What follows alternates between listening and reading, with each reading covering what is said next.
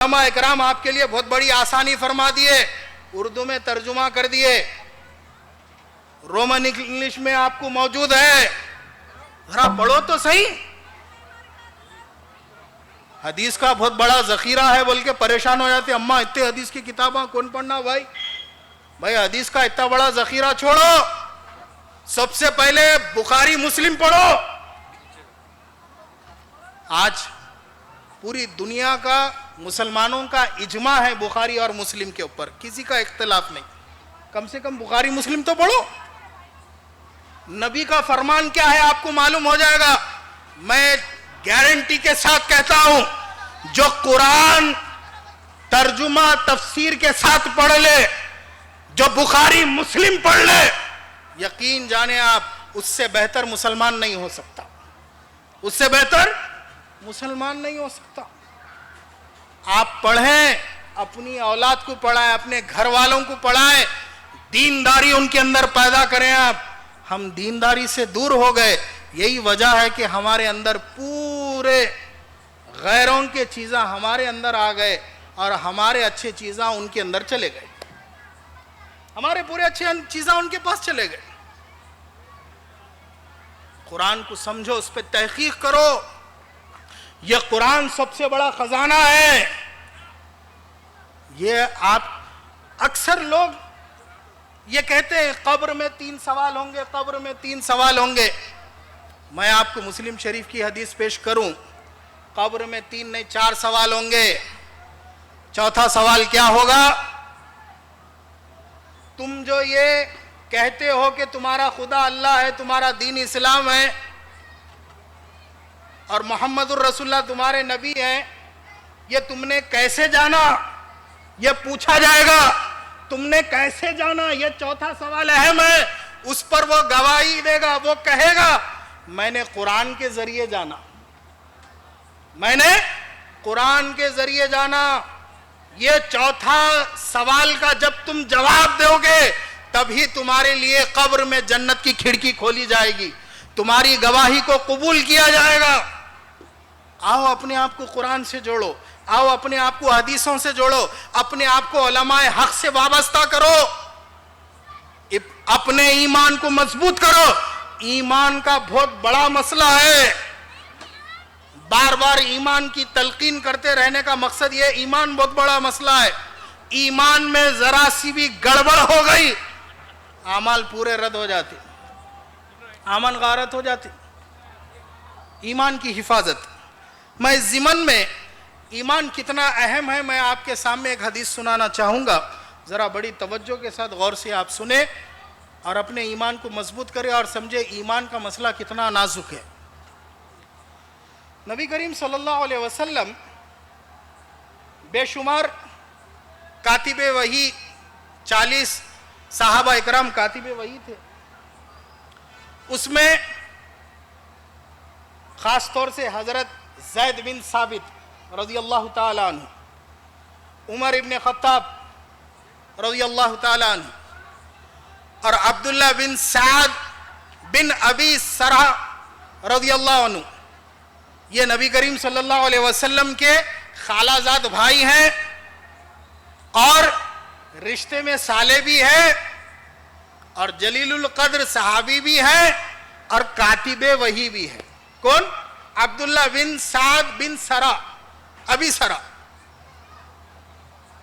رضی اللہ عنہ۔ نبی کریم صلی اللہ علیہ وسلم 18ویں پارے کی، آپ لوگ توجہ یا رکھے، توجہ آپ اس طرف رکھیے،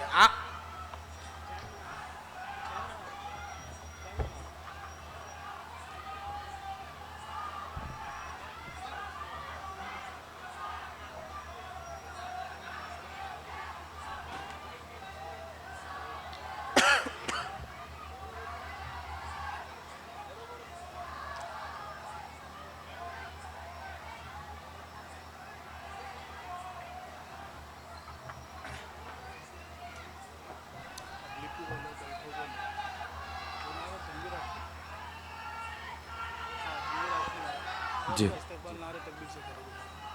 تنویر ملت حضرت مولانا سید پیر تنویر ہاشمی صاحب قبلہ بیجاپور کی سرزمین سے شہر حیدرآباد دکن میں تشریف فرما ہو چکے ہیں. نعروں کے ساتھ استقبال کیجئے گا. نعرہ تکبیر، آواز بلند کرتے ہوئے نعرہ رسالت، نعرہ رسالت، نعرہ رسالت. اولاد علی کا نعرہ نعرہ حیدری، نعرہ حیدری، نعرہ حیدری. حضرت العلامہ مولانا پیر طریقت رہبر شریعت سیدی سید پیر تنویر ہاشمی صاحب قبلہ مدظ اللہ العالی محفل میں تشریف فرما ہو چکے ہیں. انشاءاللہ تعالی کچھ ہی لمحوں میں حضرت کے خطاب کے ساتھ ہم سب استفادہ کرنے کی سعادت حاصل کریں.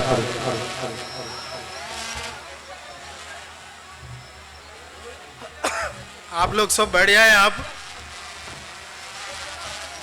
تمام سے گزارش ہے کہ اپنے اپنے کرسیوں پر تشریف فرما ہو جائیں. جس کو جہاں کہیں جگہ ملے بیٹھ جائیں. آپ حضرات سے گزارش ہے کہ بیٹھ جائیں.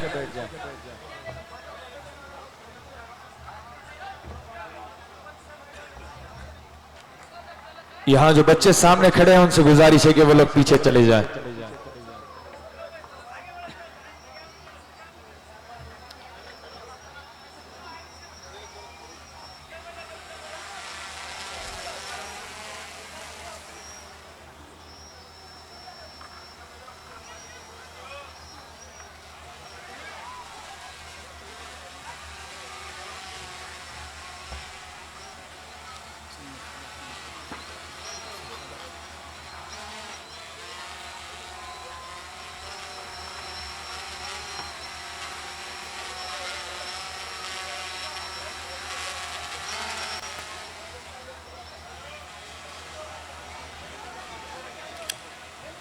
آپ سب حضرات تشریف رکھے. ایک مرتبہ درود شریف پڑھ لیجئے. اللہم صلی علی محمد وعلی آل محمد کما صلیت علی ابراہیم وعلی آل ابراہیم انک حمید مجید. اللہم بارک علی محمد وعلی آل محمد کما بارکت علی ابراہیم وعلی آل ابراہیم انک حمید مجید. ہاں تو میں عرض کر رہا تھا کہ نبی کریم صلی اللہ علیہ وسلم 18ویں پارے کی ایک آیت لکھوانے کے لیے عمر ابن خطاب فاروق اعظم رضی اللہ عنہ کو بلایا. حضرت زید بن ثابت رضی اللہ عنہ کو بلایا اور حضرت عبداللہ بن سعد بن ابی سرا رضی اللہ عنہ کو بلایا. بیٹھے ہوئے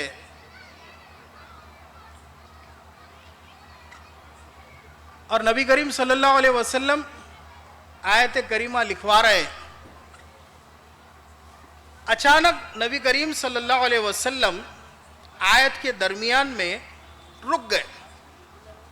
ثم انشأناہ خلقا آخر پہ آ کے رک گئے. 18ویں پارے کی ابتدا والی آیت. جب رکے بس خاموشی ہے. تینوں صحابہ بھی خاموش ہے. حضور نبی کریم صلی اللہ علیہ وسلم بھی خاموش ہو گئے. اتنے میں فاروق اعظم رضی اللہ تعالی عنہ کی زبان سے نکلا فتبارک اللہ احسن الخالقین. فتبارک اللہ احسن الخالقین. جب آپ کی زبان مبارک سے نکلا تو نبی کریم صلی اللہ علیہ وسلم مسکرا کے فرمایا لکھو لکھو یہی لکھو. جبرائیل مجھے یہی سکھا رہے تھے, یہی آیت مجھے بتا رہے تھے, لکھو. اب جب لکھا گیا, لکھنے کے تو وہاں پر لکھ لیے. بعد میں عبداللہ بن سعد بن ابی سرا ان کو ذرا یہ بات کھٹکی کہ بھائی رسول تو ایک دم بات ایسا بول دیے. عمر جو بولے ہاں یہی بات اللہ تعالیٰ فرما رہے ہیں لکھو بول کے بول دیے. جبکہ میں خود دیکھا عمر بولے یہ بات, عمر کی بات کو جیسے قرآن کا حصہ بنا دیا. یہ بات میرے سمجھ میں نہیں آئی. حضرت زید بن ثابت رضی اللہ عنہ کے سامنے عرض کیا. انہوں نے سمجھایا لیکن وہ سمجھنا ہی نہیں چاہتے تھے. یہ بات ہوتے ہوتے نبی کریم صلی اللہ علیہ وسلم تک پہنچی. تو نبی کریم صلی اللہ علیہ وسلم نے ارشاد فرمایا، حضور جلال میں آ گئے، اچھا یعنی عبداللہ کو اب مجھ پہ شک و شبہ ہے، قرآن پہ شک ہے؟ حضور کی زبان مبارک سے نکلا کہ عبداللہ بن ابی سرا مرتد ہو گیا۔ رشتے میں خالازاد بھائی ہیں، رشتے میں سالے بھی ہیں، کاتب وحی بھی ہے، اور حضور کی زبان سے کیا نکلا؟ مرتد ہو گیا۔ کس بنا پہ؟ صرف شک کیے، قرآن پہ، رسول کی بات پہ شک کیے۔ ذرا سا شک کرے، کاتب وحی ہونا بھی کام نہیں آیا، کاتب وحی ہونا بھی کام نہیں آیا،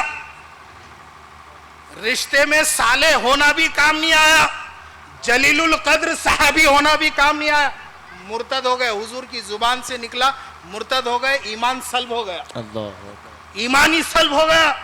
اب پورے مدینہ شہر میں چرچا ہو گیا، عبداللہ بن ابی سرا مرتد ہو گیا، مرتد ہو گیا۔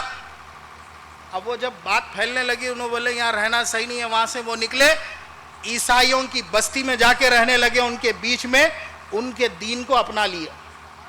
دیکھیں آپ، رسول کی زبان سے جو نکلتا ہے وہ ہوتا ہے، رسول ہی ایمان ہے، رسول ہی ایمان ہے۔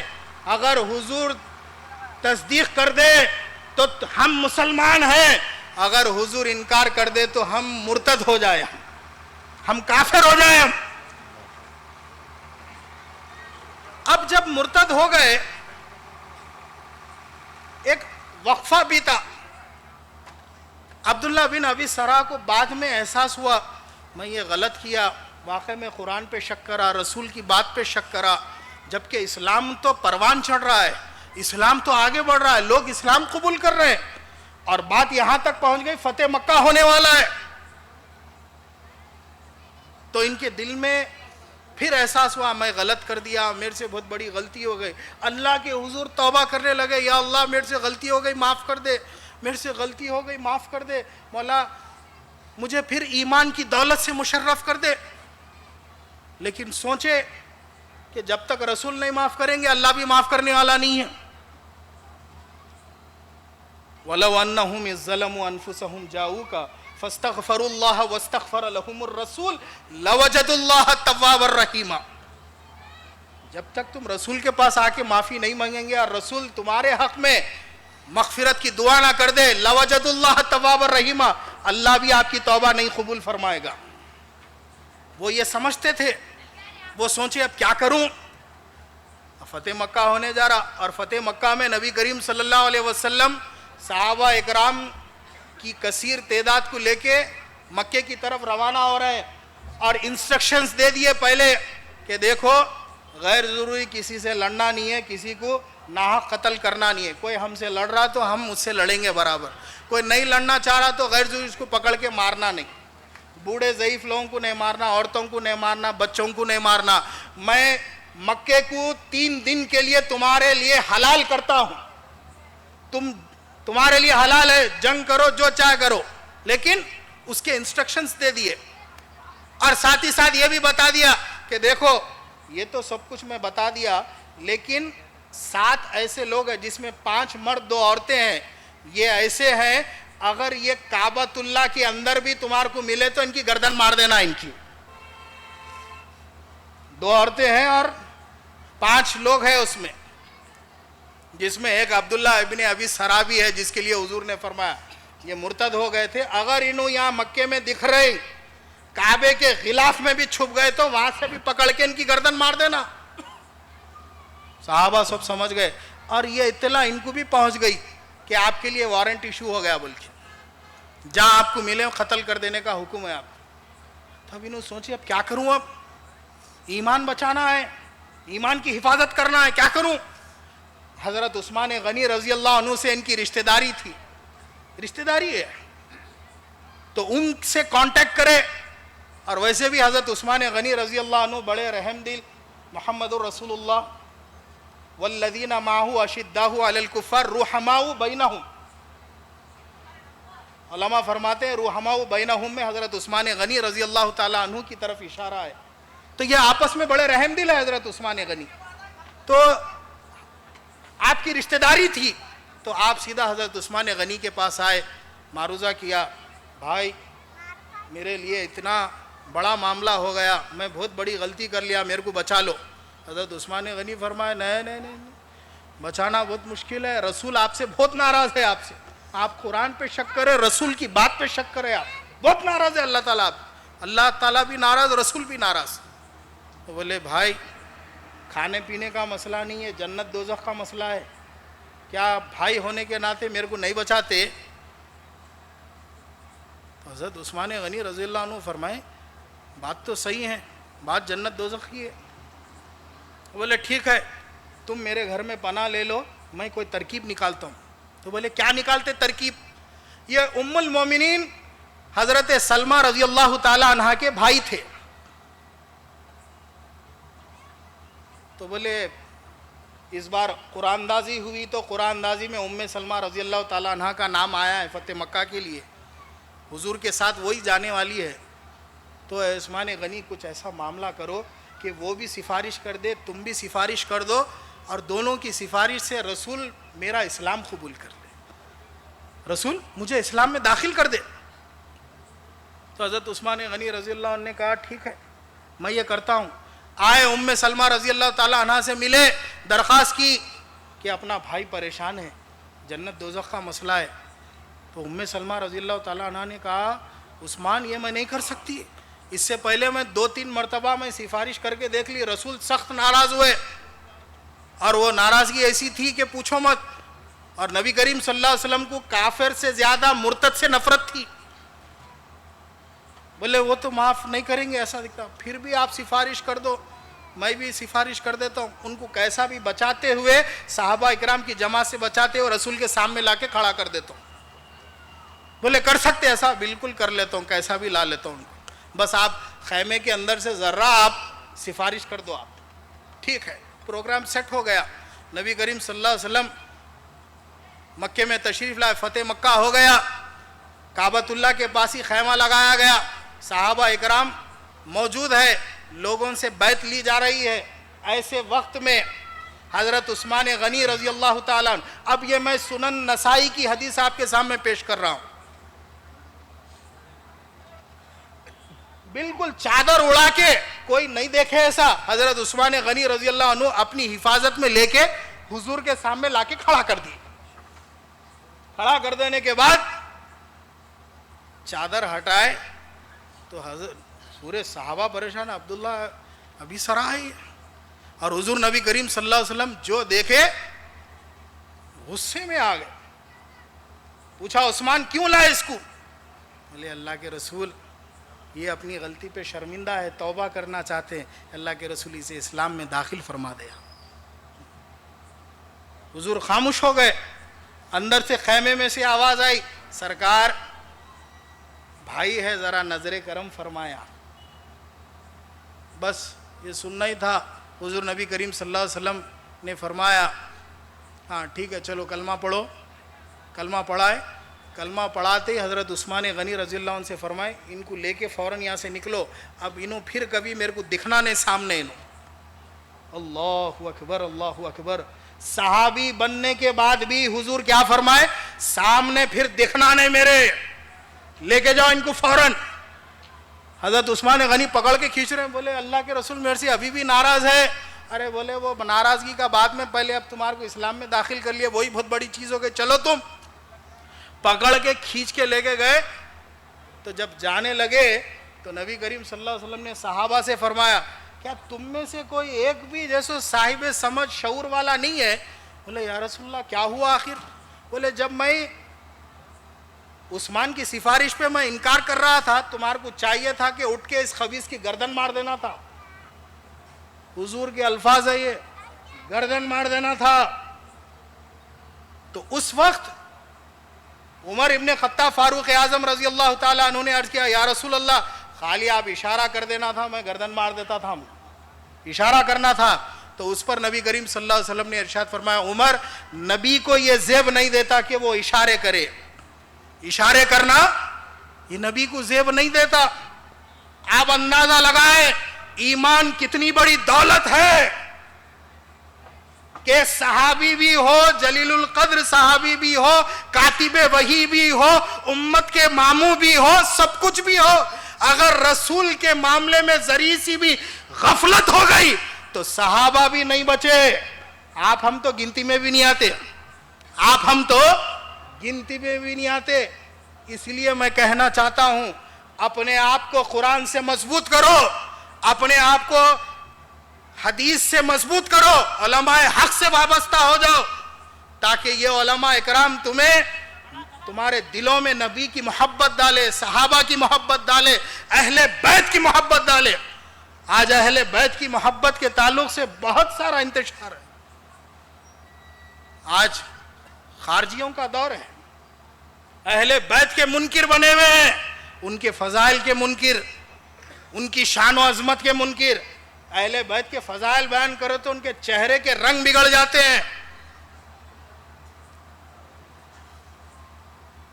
आप गौर करें, आप मुहर्रम हालाल में गुजरा है, वाक़या करबला जो मामला हुआ, लोग आज बोलते हैं भाई वो इतना पुराना जैसो झगड़ा हुआ, वो इतना पुराने झगड़े को आज कहीं को जैसो हम उतना सीरियस लेके गम मना लेते रहना।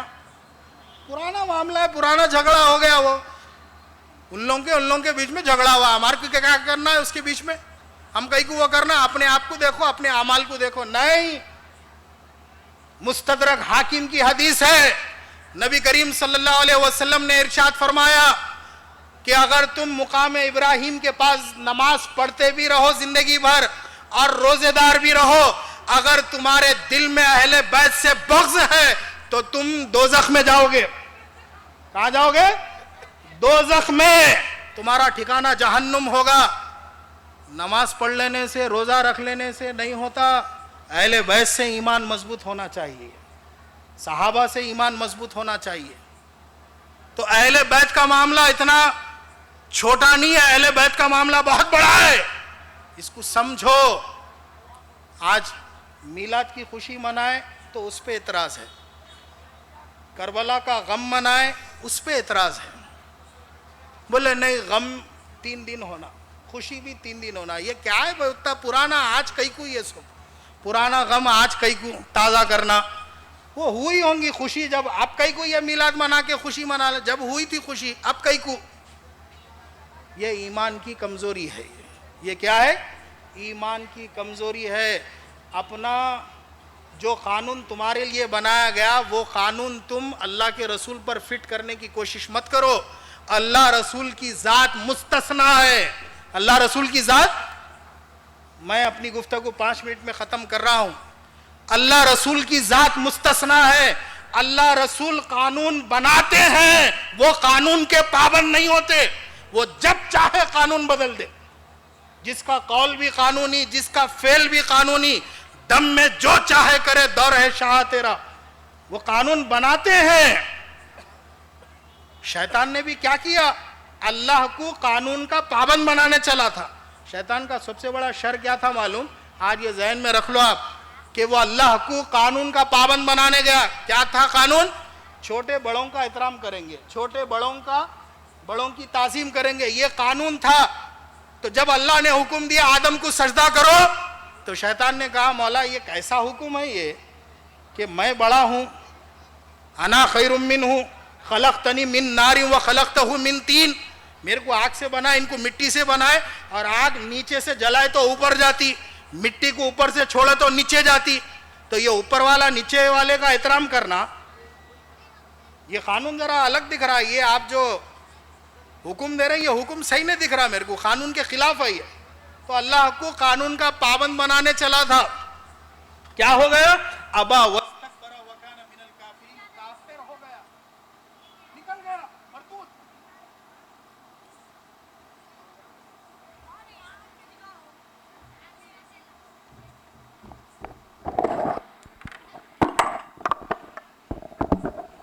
दुरूद शरीफ पढ़े, अल्लाहुम्मा सल्ली अला मुहम्मद व अला आलि मुहम्मद। काफिर हो गया, निकाल दिया गया।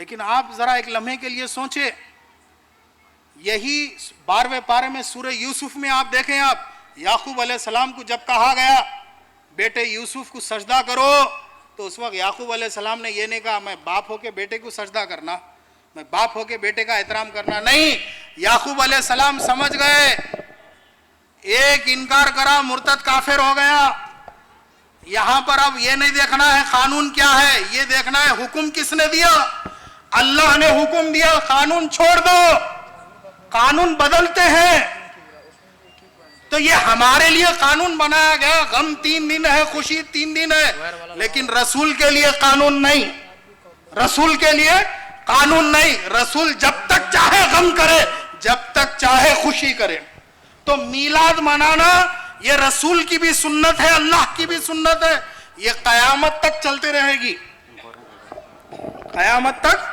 چلتے رہے گی انشاءاللہ تعالی۔ وقت کی تنگی ہے، ورنہ بات کچھ اور بھی عرض کرنا چاہ رہا تھا۔ مولانا تنویر ہاشمی صاحب بھی تشریف لا چکے ہیں اور ان کے ایمان افروز خطاب سے ہم سب کو بھی مستفید ہونا ہے۔ اللہ تعالیٰ سے دعا ہے کہ اللہ تعالیٰ ہم سب کو صراط مستقیم پر گامزن عطا فرمائے۔ مولا تعالیٰ ہمیں قرآن کریم پڑھنے سمجھنے اور اس پہ عمل کرنے کی توفیق عطا فرما۔ یا رب العالمین احادیث شریفہ پڑھنے سمجھنے اور اس پہ عمل کرنے کی توفیق عطا فرما۔ یا رب العالمین علماء حق سے وابستہ رہنے کی توفیق عطا فرما۔ اہل بیت کی محبت ہمارے دلوں میں کوٹ کوٹ کے بھر دے، صحابہ اکرام کی محبت ہمارے دلوں میں کوٹ کوٹ کے بھر دے۔ یا رب العالمین میرے مولا ہمارے عقیدے اور ایمان کی حفاظت فرما۔ یا اللہ روح زمین پر جہاں کہیں بھی مسلمان بستے ہو ان کے جان مال عزت آبرو کی حفاظت فرما، ہمارے ملک میں امن چین سکون عطا فرما۔ صلی اللہ تعالی علی خیر خلقہ و نور عرشہ اول الانبیاء والمرسلین و حبیبنا شفیعنا مولانا محمد وعلی آلہ وصحبہ اجمعین برحمتک یا ارحم الراحمین والحمد للہ رب العالمین۔ السلام علیکم ورحمۃ اللہ۔ ماشاءاللہ حضرت مولانا فاروق پاشا قادری صاحب حفظہ اللہ اپنے خطاب سے ہم سب کے قلوب اور اذہان کو منور کرنے کی سعادت حاصل کر رہے تھے۔ حاضرین کرام، اب آئیے میں بلا تاخیر دعوت خطاب پیش کرنے جا رہا ہوں۔ اس طرح خاموش بیٹھنے سے کام چلنے والا نہیں ہے۔ حاضرین کرام، آپ حضرات کو تھوڑی آواز نکالنی ہوگی، میں زیادہ دیر آپ کے اور حضرت کے درمیان حائل ہونا نہیں چاہتا۔ ایک بار مجھے آپ حضرات کی زبانوں سے نکلی ہوئی سبحان اللہ اور نعروں کی گونج سنا دیجئے گا تاکہ آسانی کے ساتھ میں حضرت کو پیش کر سکوں۔ نعرہ تکبیر! ہر فرد جو بھی یہاں پر بیٹھا ہوا ہے، بیداری کے ساتھ جو بیٹھا ہوا ہے، اس کو چاہیے کہ ہاتھ بلند کر کے نعرے کا جواب دے۔ نعرہ تکبیر! نعرہ تکبیر! نعرہ رسالت! نعرہ رسالت!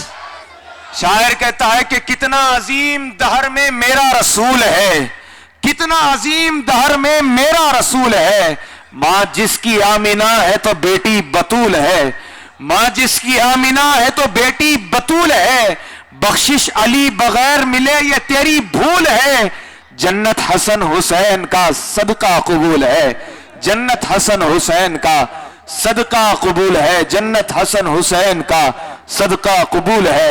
آئیے حاضرین کرام، اب نعروں کی گونج میں دعوت خطاب پیش کرنے جا رہا ہوں۔ قبلہ پیر طریقت رہبر شریعت حضرت العلامہ مولانا سید پیر تنویر ہاشمی صاحب قبلہ دامت برکاتہم العالیہ صدر جماعت اہل سنت کرناٹکا سے التماس کرتا ہوں کہ حضرت اپنے باطل سوز خطاب سے ہمارے قلوب اور اذہان کو منور اور مجلہ فرمائے۔ نعروں کے ساتھ استقبال کیجئے۔ نعرہ تکبیر! نعرہ رسالت! داعیہ جلسہ محترم حاجی قریشی صاحب سے گزارش ہے کہ وہ مہمان خصوصی کی گل پوشی فرمائے۔